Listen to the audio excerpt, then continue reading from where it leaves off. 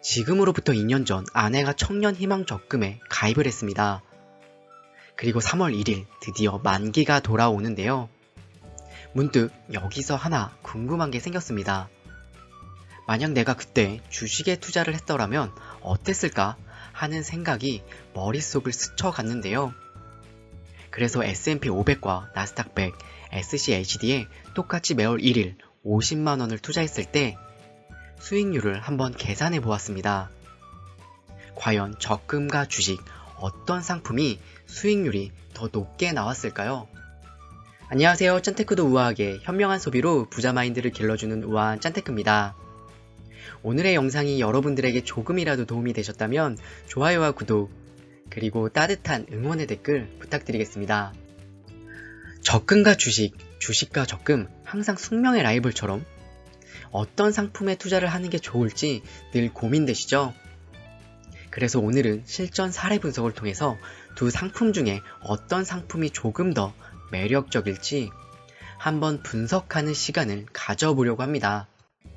지금으로부터 2년 전 청년희망 적금에 대한 관심이 정말 뜨거웠습니다.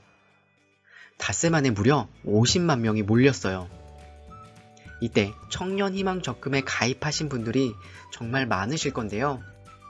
저의 아내도 딱 마지막 청년 나이여서 가까스로 청년희망 적금에 가입을 했는데요. 그리고 드디어 돌아오는 3월 1일이 어느덧 만기가 되었습니다. 총 넣은 원금이 1200만원이고 발생한 이자와 정부 지원금은 108만원이었습니다. 적금 만기 시의 최종 금액은 약 1308만원이었는데요. 아내의 청년희망 적금의 최종 수익률은 약 8.26%입니다. 이렇게 좋은 혜택이 있었던 적금 상품이 있었나 싶을 정도로 높은 8%의 이율을 주는 상품이었습니다. 하지만 최근 미국 주식시장을 보면 S&P 500은 5000포인트를 넘어섰습니다. 연일 최고가를 찍는 모습을 보면서 만약 주식에 넣었더라면 더 좋은 결과가 있지 않았을까? 라는 생각이 들었습니다. 그래서 오늘은 청년희망저축과 같은 조건에서 주식 투자를 했을 때 비교해서 한번 분석을 해보려고 합니다.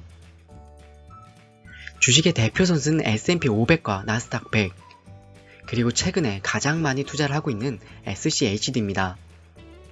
각각 적립식으로 매월 1일 50만원을 2년 동안 같은 조건으로 투자했을 때 청년희망 적금과 어떤 차이점이 있을지, 그리고 과연 그 당시에 나의 선택이 옳았을지 너무 궁금해지기 시작했어요.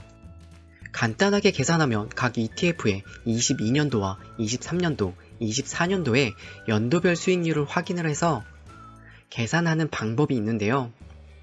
하지만 이 계산 방법은 정확하지가 않습니다. 그 이유는 우리가 거치식이 아닌 적립식으로 계산을 해야 하기 때문입니다. 조금 더 정확하게 계산을 하기 위해서는 월별 수익률 데이터를 활용해야 하는데요. 하지만 이런 데이터는 구하기는 쉽더라도 가공된 데이터를 구하기는 정말 어렵습니다.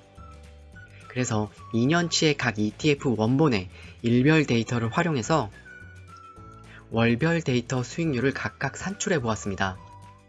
주가가 상승한 달은 빨간색으로, 하락한 달은 파란색으로 표시를 했습니다.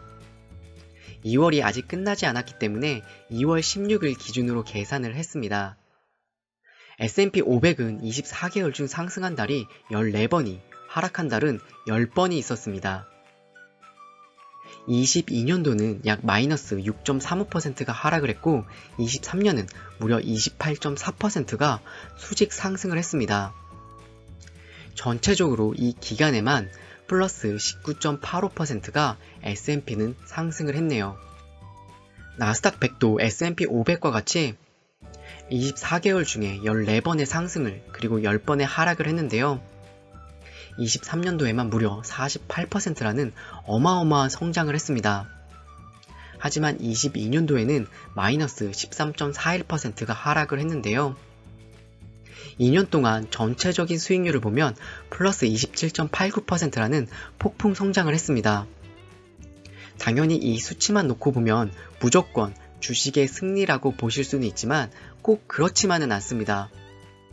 왜냐면 우리는 한 번에 투자하는 거치식이 아닌 매월 꾸준하게 투자하는 적립식 투자이기 때문입니다. 마지막으로 SCHD도 한번 살펴보도록 하겠습니다. 24개월 중 상승한다를 보면 10회로 다른 ETF에 비해 가장 작았는데요.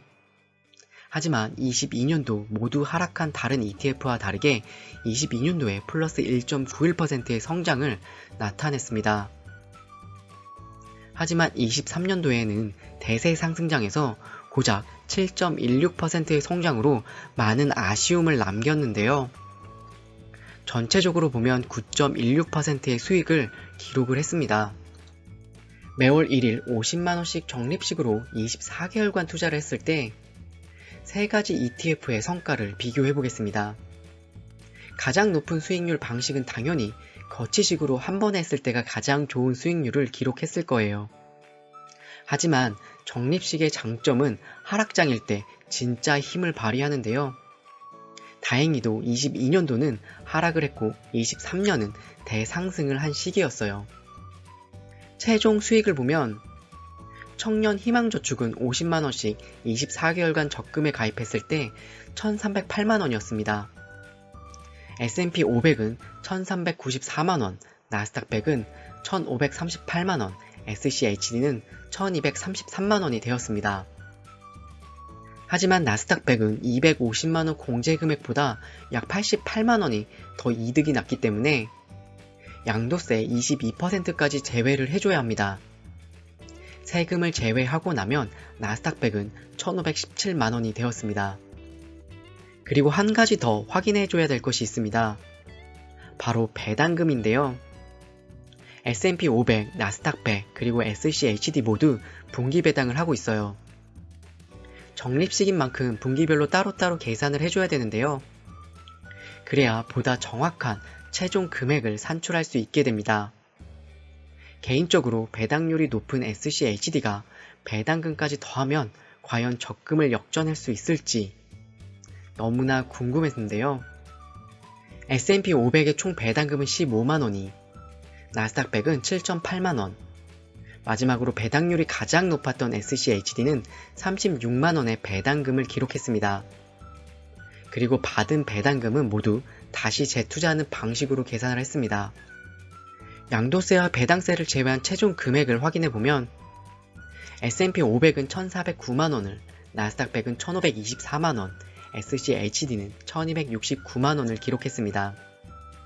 결국 배당금을 더해도 SCHD는 적금의 수익률을 넘어서지 못했는데요.